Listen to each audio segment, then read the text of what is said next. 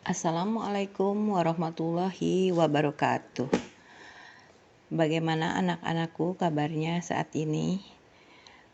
Kali ini kita akan belajar biologi, yaitu pada bab protista. Pada pertemuan protista kali ini, yaitu diawali dengan pengertian protista, kemudian nanti kita akan membahas mengenai klasifikasinya, apa saja protista itu terdiri dari apa saja. Seperti kita tahu dan pelajaran-pelajaran sebelumnya bahwa bab-bab mengenai makhluk hidup itu terdiri dari virus yang sudah kita bahas, kemudian bakteri, kemudian protista. Nah, apa itu protista? Protista itu adalah satu makhluk hidup yang diambil dari kata Yunani yang artinya protos. Protos itu artinya pertama. Kenapa disebut pertama? Itu adalah organisme pertama kali yang eukariotik, yang paling sederhana dan yang pertama dari eukariotik itu. Nah, si protista ini selain pengertiannya, dia juga dibagi menjadi 3 klasifikasi, yaitu diantaranya ada protista yang mirip hewan, ada protista yang mirip tumbuhan, dan ada protista yang mirip jamur. Untuk protista yang mirip hewan disebut dengan protozoa. Untuk protista yang mirip yang mirip tumbuhan itu namanya alga atau ganggang, dan ada protista yang mirip jamur disebutnya dengan nama jamur protista. Nah, kita nanti akan membahas mengenai masing-masing protista yang mirip itu. Kita akan membahas tentang protozoa dimulai dari ciri-cirinya, kemudian cara reproduksinya, kemudian klasifikasinya, kemudian cara hidupnya dan habitatnya dari masing-masing protista tersebut. Protista itu selain memiliki arti kata protos, dia juga adalah organisme eukariotik, dan organisme yang eukariotiknya bisa uniseluler, bisa multiseluler, artinya bisa yang dia mampu sebagai satu sel makhluk hidup, dia hidup, dan ada yang multiseluler, harus punya sel banyak. Dia juga ada yang anaerob, kemudian ada juga yang aerob.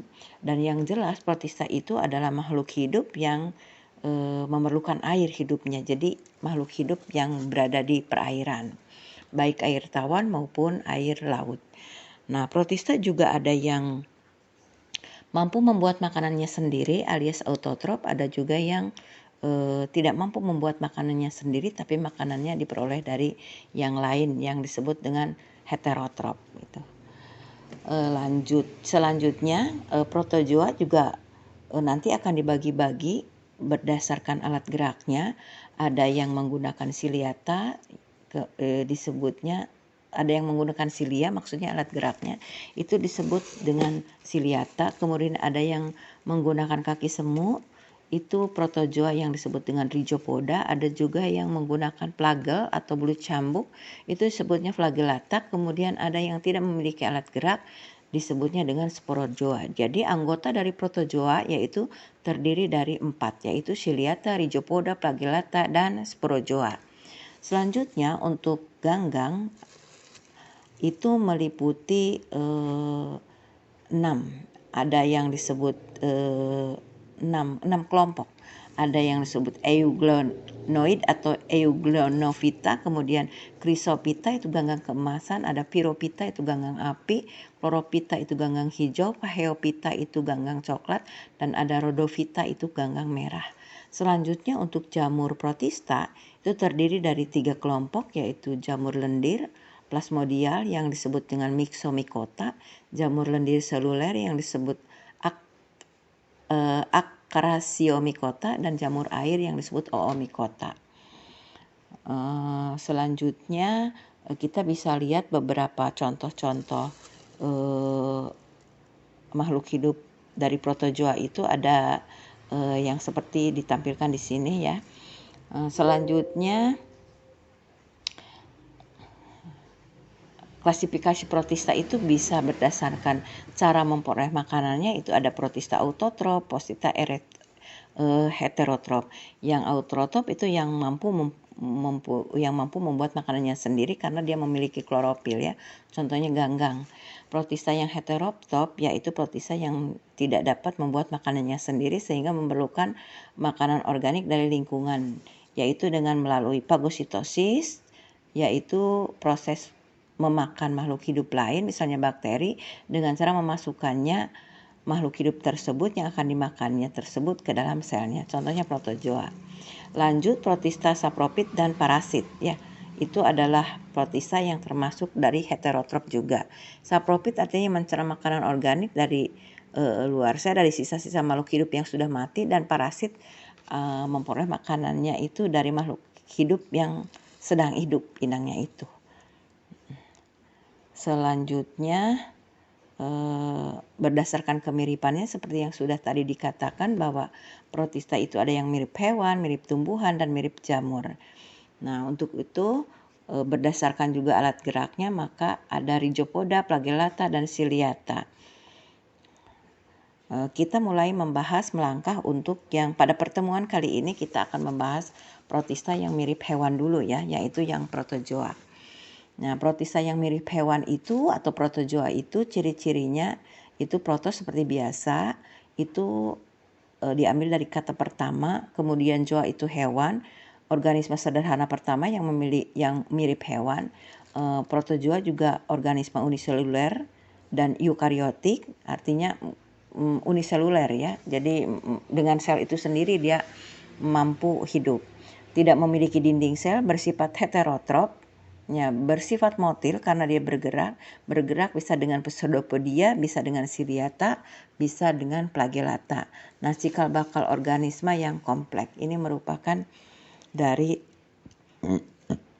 protozoa. Nah, protozoa tersebut berdasarkan alat geraknya, ini ada contohnya sebelah sini ya. Ini yang ditunjuk adalah contoh dari protozoa yang bergerak dengan ciliata, yaitu paramecium ya. Kita akan mulai membahas mengenai protozoa itu dari mulai bentuk, ukuran, reproduksi, dan cara klasifikasi. Nah, ukuran dan bentuk tubuh bertubuh mikroskopis ya, berukuran 10-200 nanometer atau 0,01 mm sampai bukan nanometer tapi mikrometer atau 0,01 mm sampai 0,2 mm. Dapat diamati dengan mikroskop cahaya, ada yang berbentuk tetap, ada juga yang tidak tetap. Beberapa jenis ada yang memiliki cangkang, contohnya Radiolaria dan Foraminifera. Lanjut, reproduksi protozoa itu ada yang secara aseksual dan ada yang secara seksual. Yang secara aseksual yaitu dengan mitosis atau pembelahan biner, dan ada juga yang membentuk spora. Kemudian ada yang secara aseksual, juga ada yang secara fragmentasi, yaitu mematahkan atau memotongkan bagian tubuhnya sehingga untuk protozoa pembelahannya biner dan membentuk spora. Sementara yang seksual itu dengan cara konjugasi dan peleburan gamet. Dilanjutkan dengan klasifikasi protozoa ya. Protozoa tadi memiliki 4 anggota yang terdiri berdasarkan perbedaan alat geraknya. Ya, kita mulai dari yang dengan menggunakan alat gerak seperti struktur tubuh ciliata ya. Contohnya yaitu paramecium. Nah, untuk ciliata ini karakteristiknya sebagai berikut, yaitu memiliki pelikel alias selaput protein dan glikoprotein yang keras sehingga menyokong membentuk membran sel. Memiliki bentuk yang bervariasi seperti pedal, seperti trompet, seperti opal dan lonceng. Memiliki rambut getar alias silia, dan tidak kalah juga itu membentuk apa yang disebut dengan siri atau trikosis. Sebagai alat pertahanan namanya trikosis. Silia ada yang berbentuk siri. Kemudian memiliki organel seperti sel pada umumnya serta memiliki 2 vakuola Dilanjutkan dengan memiliki dua jenis nukleus, yaitu makronukleus dan mikronukleus. Lanjut, reproduksi silata dengan pembelahan biner, ini yang dilakukan oleh Paramecium. Dilanjut lagi, ada juga yang dengan cara konjugasi seperti yang sudah ada di tampilan gambar. Dilanjutkan dengan contoh siliata itu ya Blantidiolus, Stentor, kemudian Didinium, Stalinusia, kemudian Paramecium caudatum. Dilanjutkan lagi dengan Rhizopoda sekarang ya, bagian dari protozoa yang bergerak dengan menggunakan kaki semu, bersifat amoeboid, memiliki kaki palsu, memiliki sitoskeleton, memiliki dua jenis sitoplasma, memiliki dua jenis sitoplasma, memiliki organel-organel seperti susunan sel pada umumnya, dan memiliki membran seperti organel yang berperan dalam membran semipermeabel dan terdapat zat-zat asing. Dilanjutkan lagi, ini reproduksi Rhizopoda pada slide ke-17 ya. Awalnya seperti itu ya, dari mulai langkah ke-1, 2, 3, 4, 5 sampai ke-6. Dilanjutkan contoh Rhizopoda adalah Entamoeba coli, Radiolalia, Helizoa, Amoeba, dan lain-lain. Lanjut flagellata sekarang ya. Ini bagian yang ketiga dari protozoa. Bentuk dan struktur tubuh flagellata memiliki pelikel berbentuk oval, flagel terletak pada bagian tubuh depan anterior, flagel juga berdiameter 0,5 mikrometer, sebenarnya bukan nanometer ya. Selanjutnya biasanya hidup parasit, dapat juga hidup bebas di air tawar. Ini reproduksi flagellata seperti ini pembelahan biner. Dilanjutkan contoh flagellata yaitu Trypanosoma lewisi, Trypanosoma cruzi, Trichonympa campulas, kemudian Leishmania tropica. Sekarang yang terakhir adalah sporozoa. Bagian dari protozoa yang keempat, yang terakhir itu adalah bentuk dan struktur tubuh sporozoa. Ya, sporozoa itu hewan, sporo itu biji ya. Jadi jenis protozoa yang tidak memiliki alat gerak yang disebut dengan sporozoa. Kebanyakan bersifat parasit, merupakan sel inaktif yang sangat kecil disebut sporozoid, memiliki organel kompleks khusus untuk menembus sel dan jaringan yang akan diinfeksi. Tidak memiliki alat gerak, dapat berbentuk kista, kebanyakan memiliki vektor pada daur hidupnya. Reproduksi sporozoa memiliki siklus yang berkembang biak secara aseksual dan seksual. Kedua jalan ini terjadi pada bergilir yang membentuk siklus di antara nyamuk dan manusia.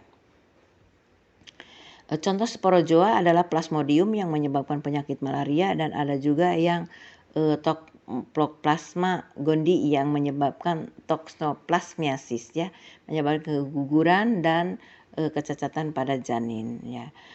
Baiklah anak-anakku, jadi yang sudah Ibu jelaskan untuk pertemuan kali ini tentang protista yang mirip hewan, yaitu protista protozoa.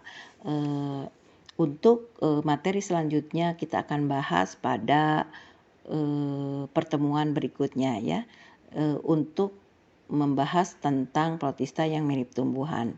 Demikian anak-anakku, materi tentang protista yang mirip hewan yaitu protozoa dicukupkan sampai sekian. Billahi taufiq wal hidayah. Wassalamualaikum warahmatullahi wabarakatuh.